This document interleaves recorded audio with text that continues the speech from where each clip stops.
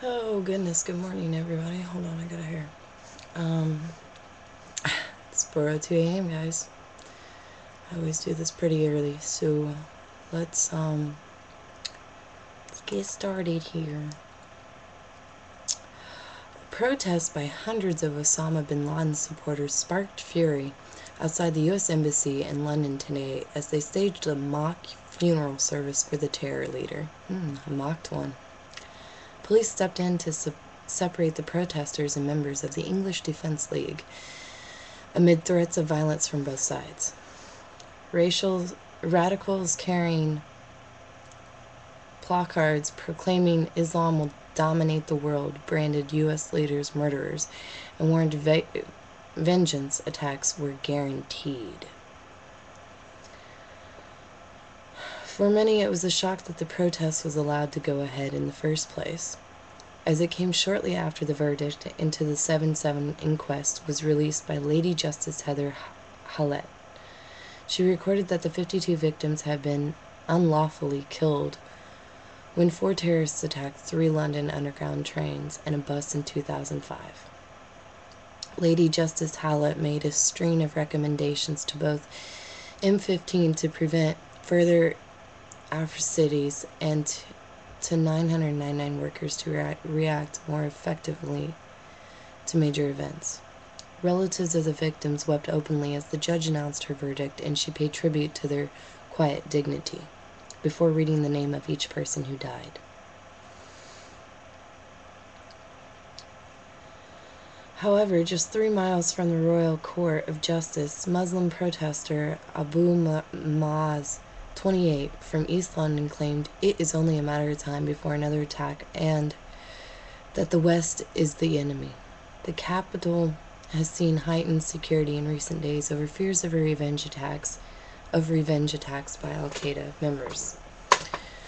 The protest against bin Laden's death was organized by controversial preacher Anyam Qadari, who praised both 7/7 and the September 11th attacks.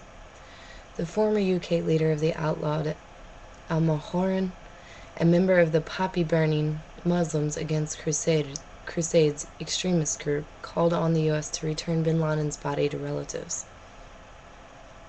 We threw it in the ocean. We can't return it.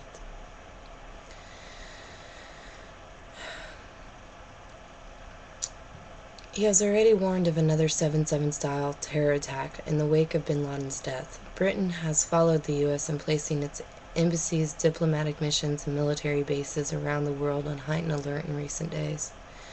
An EDL member did manage to slip through police lines to unveil an effigy of bin Laden in the middle of the 300-strong group of extremist Muslims.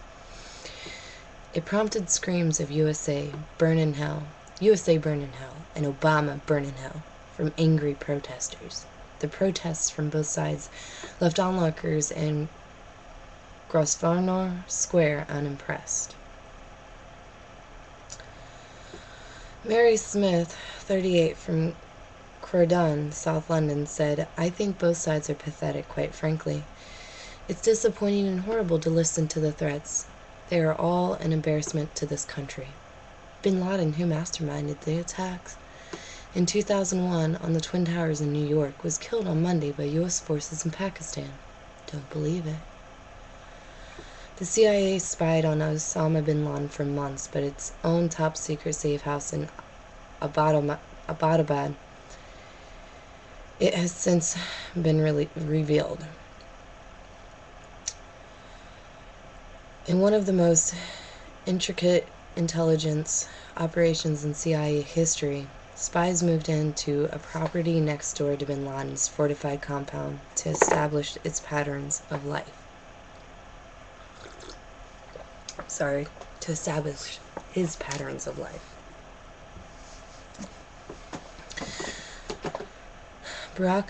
President Barack Obama yesterday visited New York to place a wreath at Ground Zero, because he claims he killed him.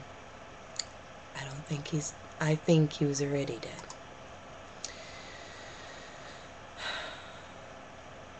And then we have this one. A look at the lesser-known bin Ladens. The death of Osama bin Laden on Sunday has reviewed interest in the man who had been a scourge of the United States even before he made it on the FBI's newly minted most wanted terrorist list in 2001.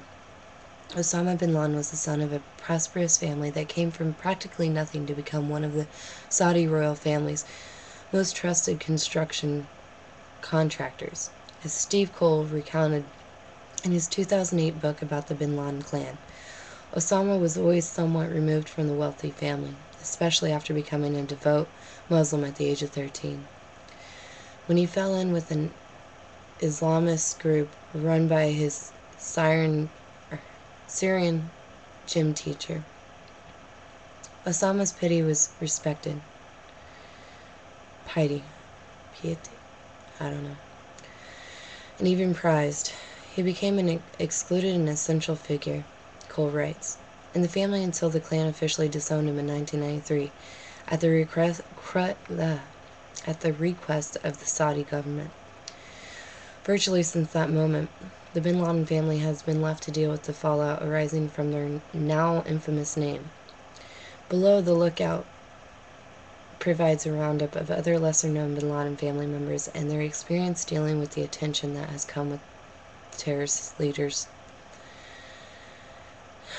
notoriety.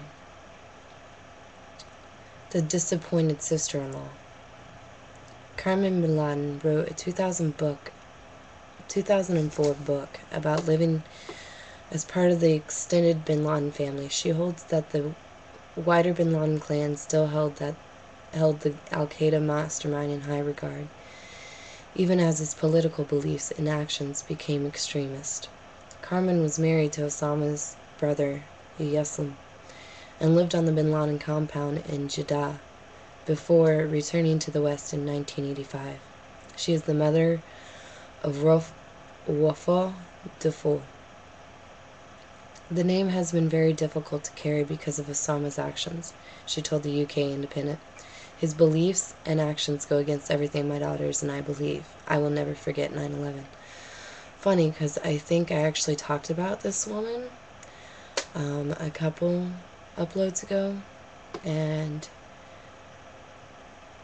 everything they're putting here now doesn't collaborate with what I discussed, and I watched that on the news and heard talk about it firsthand. The Florida brother.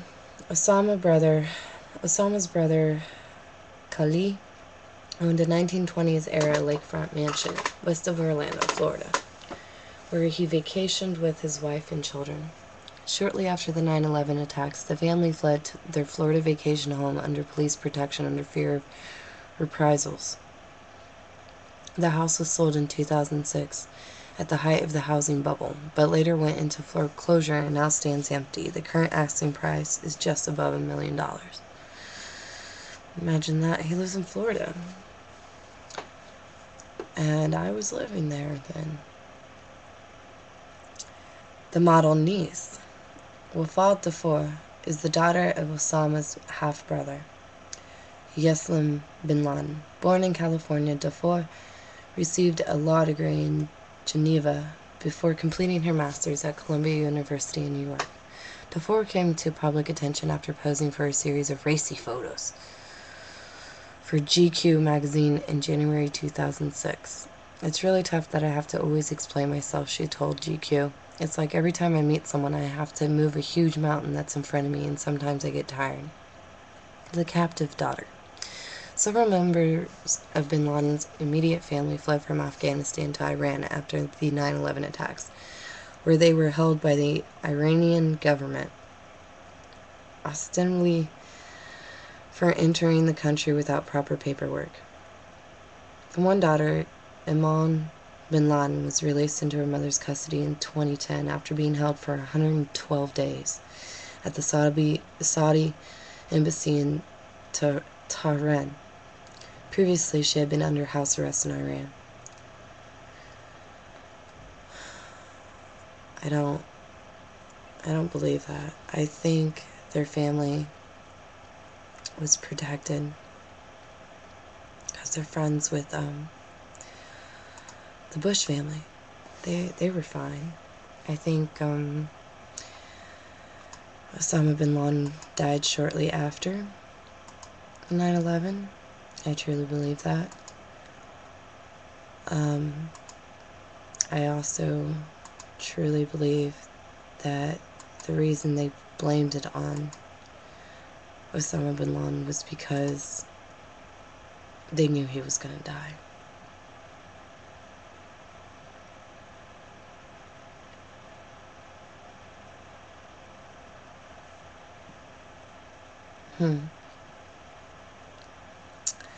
Here's a little something on Donald Trump.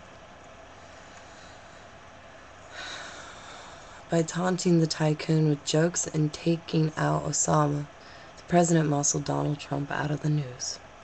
Howard Kurtz on why the master showman will find it hard to repair his image. The Donald Trump steamroller got run off the road last week, and getting back on track may not be easy.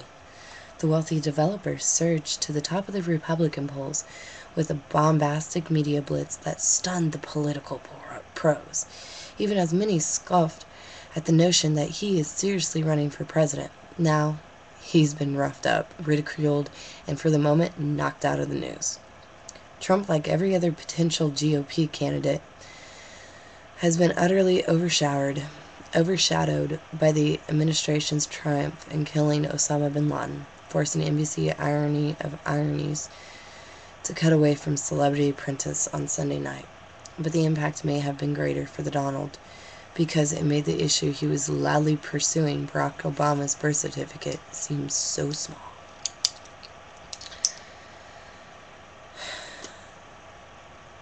His birth certificate is fake, guys. It's